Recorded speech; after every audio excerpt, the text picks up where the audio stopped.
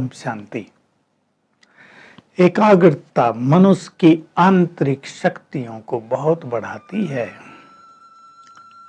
देखिए, medical scientist ने एक बहुत अच्छे टॉपिक पर काम किया था। हमारे यहाँ कॉन्फ्रेंस हुई थी।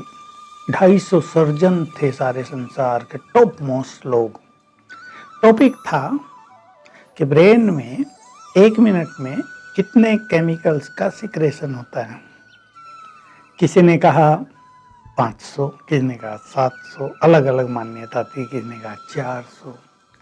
जो कोऑर्डिनेटर था वो हमारे पहचान का था। मैंने उन्हें कहा आप इन सबको एक काम देना कि अगर मनुष्य का मन एकाग्र हो जाए तो कितने केमिकल्स का सिक्रेशन होगा और वो कितने पावरफुल होंगे।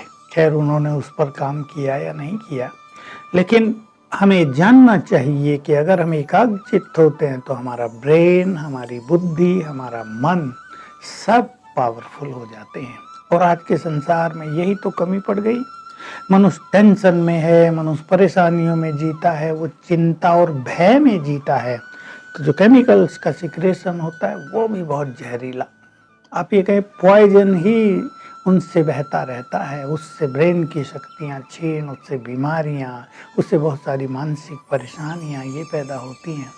तो एकाग्रता, और आज के समय में इस अध्यात्म की, इस राजयोग की बहुत बड़ी महत्ता हो गई है, क्योंकि जितनी बीमारियां बढ़ रही हैं वो तभी शांत हो सकती हैं। दवाइयां भी तब काम कर सकती हैं जब चित्त शांत हो, एकाग्र हो, मनुष्य को खुशी हो। तो गीता में अब दूसरी बात है, जो मनुष्य क्रोध से, चिंताओं से, भय से मुक्त है वही स्थित प्रज्ञ है, स्थिर बुद्धि है। क्रोध के बारे में बहुत अच्छी बात कही है। क्रोध विवेक को नष्ट करता है, मति भ्रम करता है, और जब मति भ्रम हो जाती है तो मनुष्य को जब राह ही नहीं मिलेगी तो वो कहाँ जाएगा, भटक जाता है, सब कुछ उसका बिगड़ जाता है। सभी विद्यार्थी और सभी लोग क्रोध पर बहुत ध्यान दें। क्रोध हमारी शक्तियों को खाने वाला है, क्रोध हमारी एकाग्रता को नष्ट करने वाला है। क्योंकि एकाग्रता केवल मन की नहीं होती, वो बुद्धि की पहले होती है, इसलिए इसको स्थित प्रज्ञ कहते हैं, स्थिर बुद्धि, स्टेबल माइंड। अभी लोगों को क्योंकि मन और बुद्धि के भेद का पता नहीं है, इसलिए उन्होंने इसको स्टेबल माइंड कह दिया।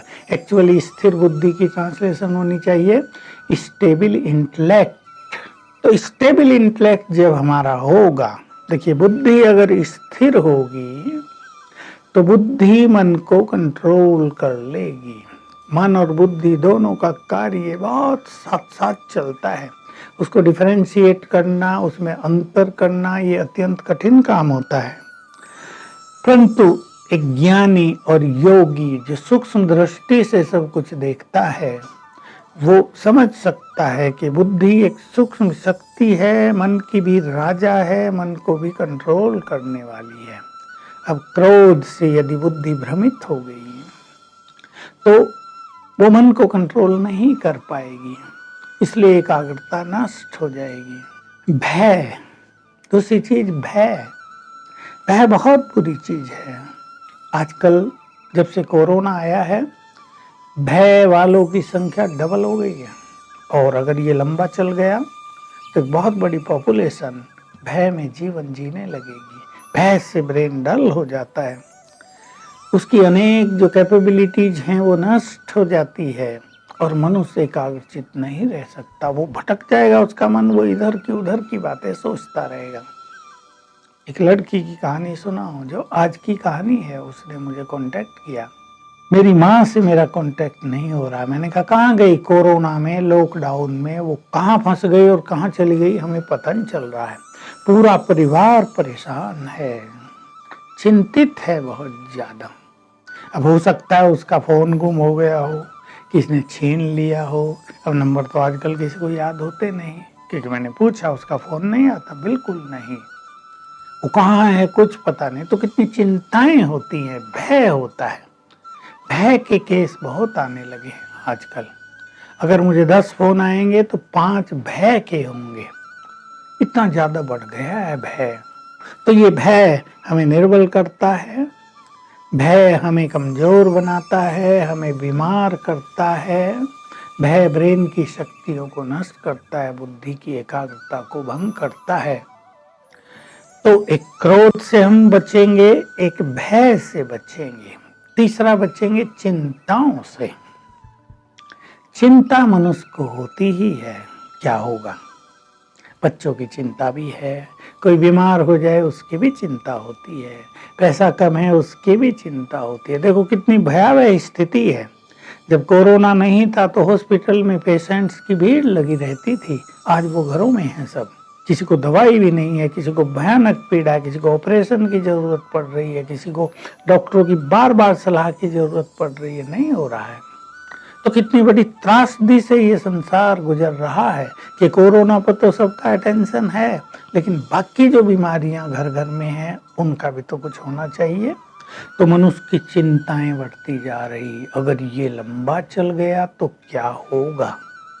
इसमें ईश्वरीय ज्ञान हमें बहुत मदद करता है, चिंता मुक्त होने में, भय मुक्त होने पर। भय की बात हम करेंगे, चिंता पहले ले लेते हैं। कई मनुष्यों को चिंता करने की आदत पड़ी रहती, एग्जाम आ गया तो चिंताएं, बच्चा घर से बाहर गया कहीं तो उसकी चिंता, बच्चे को आने में थोड़ी सी लेट हो गई तो उसकी चिंता, अपने संबंधियों की चिंता, भविष्य क्या होगा। आजकल जो बड़ी त्रासदी बनी है स्टूडेंट्स में, उनको बहुत चिंता हो गई है कि लंबा चल गया तो क्या होगा संसार का। तो हमें ईश्वरीय ज्ञान लेना चाहिए और हमें तब पता चलेगा कि सब कुछ बहुत अच्छा होगा। बैड चीज कम दिखाई देंगी, गुड चीज बहुत प्रत्यक्ष होंगी, क्योंकि प्रकृति अब अपने को अंदर ही अंदर चेंज कर रही है। हम इस बात को अच्छी तरह समझ लें, प्रकृति में ये इनर चेंज मनुष्य के लिए बहुत अच्छी भी होगी। तो हम भविष्य अपने हाथ में लें और ये मोटा सा संकल्प भी कर लेंगे, जब जो कुछ होगा उसको फेस करेंगे। अभी से उसके लिए भय और चिंता पैदा करने की जरूरत क्या है, हमारे साथ सब कुछ अच्छा होगा। और जो ज्ञानी हैं, जो ब्रह्मावत्स हैं, उन्हें तो हमेशा सोचना चाहिए अब ये युग परिवर्तन का समय आ गया, दिनों दिन बहुत कुछ नुकसान भी होता रहेगा तो बहुत कुछ अच्छाइयाँ भी होती रहेंगी और सब कुछ अच्छा हो जाएगा। इस धरा पर स्वर्ग आ जाएगा। अब बहुत साल नहीं है तो हमें बहुत चिंता करने की जरूरत नहीं। कई ज्ञानी लोग भी बहुत चिंतित रहते हैं, बच्चों के लिए चिंतित, इनकी पढ़ाई नहीं होगी, क्या इनका भविष्य होगा। तो ये चिंता करने की जो आदत है ये मन को बहुत भटकाती है। भय पर हम बहुत बार चर्चा कुछ कर चुके हैं। छुपा हुआ भय होता है, हिडन फियर। बड़ों से डर लगना, जीव जंतुओं से डर लगना, कॉकरोच से डर लगना, बड़े वाइल्ड एनिमल से डर लगना। ऐसे ही डरना घर में बैठे कोई आ न जाए, अंधेरा हो गया, बिजली चली गई, कोई आ न जाए, चोर ना आ जाए, छिपकली ना आ जाए, सांप न निकल जाए। भिन्न भिन्न तरह के विचार मनुष्य करके अपने को भयभीत रखता है। लेकिन हम जितने सुंदर विचार रखेंगे उतना ही सुंदर अगले क्षण हमें देखने को मिलेंगे।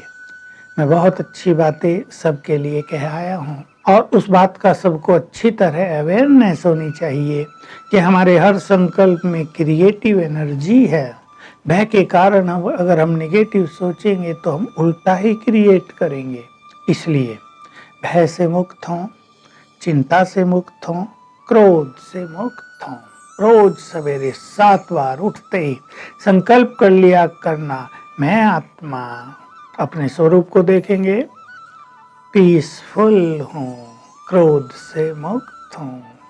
मैं पीसफुल हूँ, क्रोध से मुक्त हूँ। मैं भगवान की संतान निर्भय हूँ, मेरी चिंता स्वयं भगवान करता है। इस तरह ये संकल्प आपको बहुत बल देते रहेंगे। ओम शांति।